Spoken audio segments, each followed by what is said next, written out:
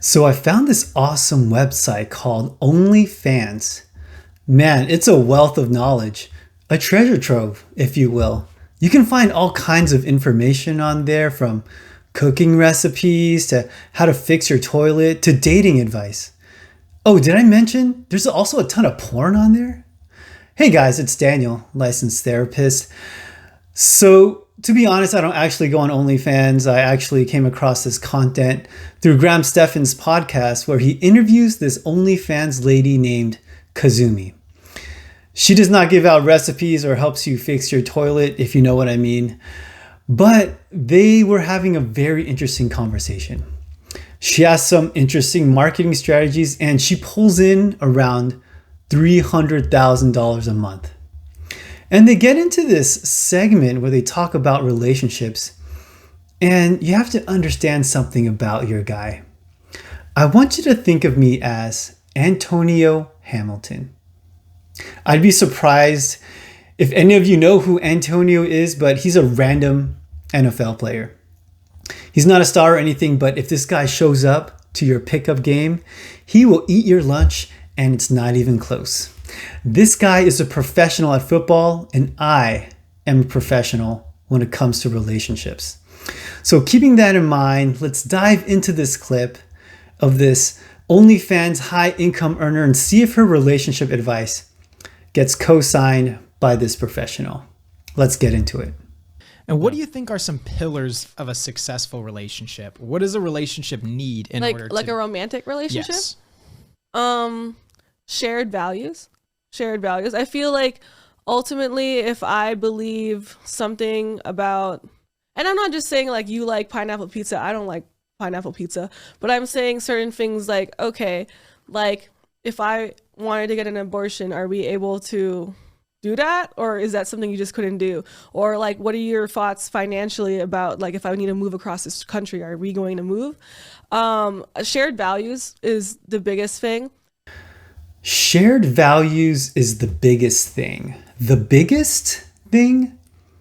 That's a big statement there.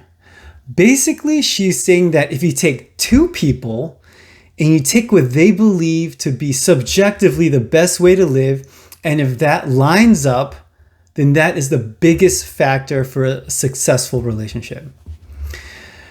And I do believe shared values are important, but I could not disagree more that it is the most important thing.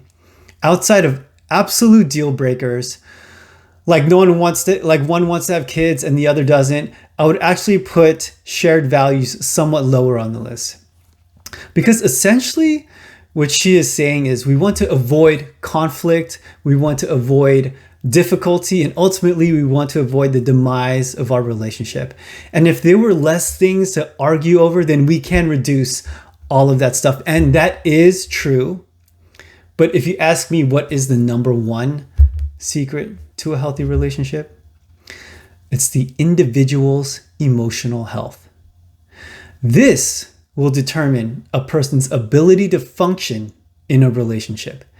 And if we have two people who function at a really high level, then we can figure things out, like getting the abortion or moving across the country. And also, values change. My values have changed over the years, and it's not uncommon for people to change their views or values. But Daniel, how can we navigate changing values in a relationship? Maybe I'll tell you at the end. But for now, let's get on with the next clip. And shared interests too. You know, I want to be able to talk to someone who like just knows, likes the same things I do, or at least is open to it, you know? So shared interests should not be on the list.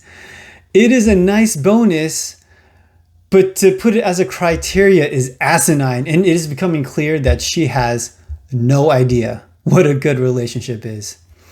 Are you telling me that the Olympic wrestler has to find a girl who is also into wrestling? How many girls are there out there who are into wrestling? Does this mean that there's no hope for my wrestling brothers out there of having a good relationship?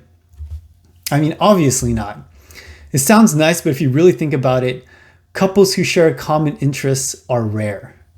And I personally know couples who did share common interests, but did not last. And that's because we cannot build a relationship on common interests. And I'm sure you all know amazing couples who don't have common interests.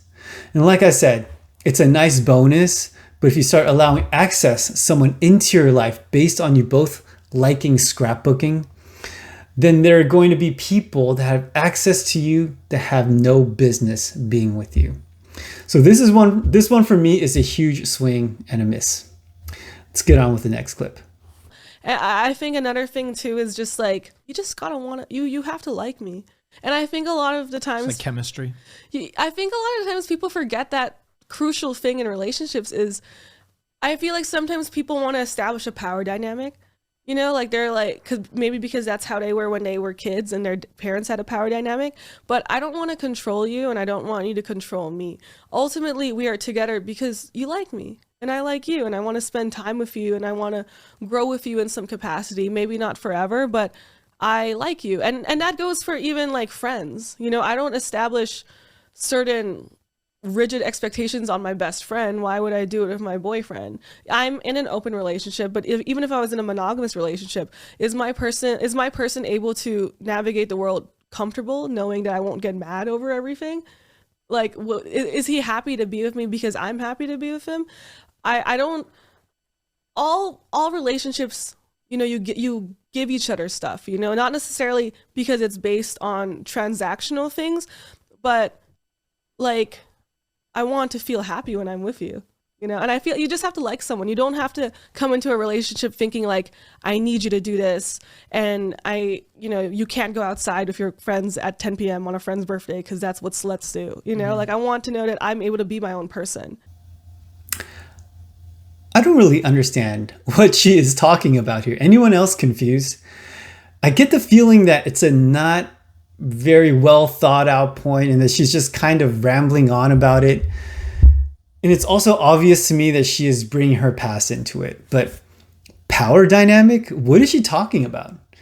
Basically, she wants someone to be with her because they like her, not because they want to lord some kind of power over her, to which all of us collectively say, duh. It's kind of like saying, you know what? One of the most important criteria I have for a relationship, that they are not an axe-wielding serial murderer. Super important. Well, yeah, no kidding. That pretty much goes without saying. But this, my friends, is a clue. Like I said, she's bringing her past into it. And I listened to the whole podcast, and in an earlier segment, she talks about her childhood. And it makes sense why she would be sensitive to power dynamics. But good for her that she recognizes that and she wants to avoid it, because there are those who actually want that power dynamic because even though it's harmful, it's familiar. But I can really tell that she has gone through it and that power has been used to hurt her. So it's something that she is really sensitive to. And for that, I feel really bad for her. But it does give her a specific point of view. You know, at the beginning of this clip, she says, you have to like me. What does that even mean? Is she talking about that tingly feeling you get? You know that we talked for 5 hours and it felt like 5 minutes? Well, that feeling, my friends, actually goes away.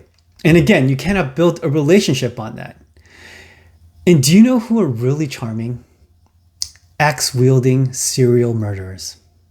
So, 3 strikes lady. Some of her points are valid, but more or less, don't listen to her. Well, Daniel, who are we supposed to listen to? Listen to this guy. Here are the keys to a good relationship. I'm just going to give you bullet points because I can go on for hours on each one of these. Number 1, first find an emotionally healthy person.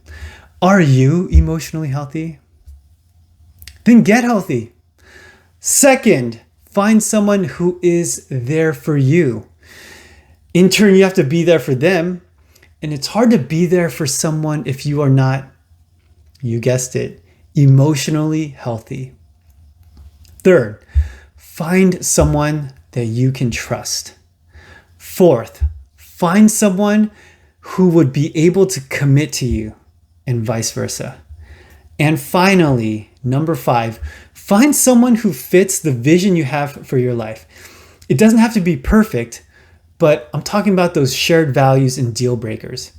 You want kids? Find someone who also wants kids. If they don't want kids, they are eliminated. I don't care how you feel. I don't care about the butterflies or time stopping or birds singing or the beam of light coming from the sky. Those things fade. But at the end of it all, if you were able to use these keys and find a good partner, then you guys can make it and have a lot of love and joy and happiness along the way. If you have anything or anybody you want me to react to or analyze, please leave it in the comments down there. Thank you for watching, you amazing person. See you next time.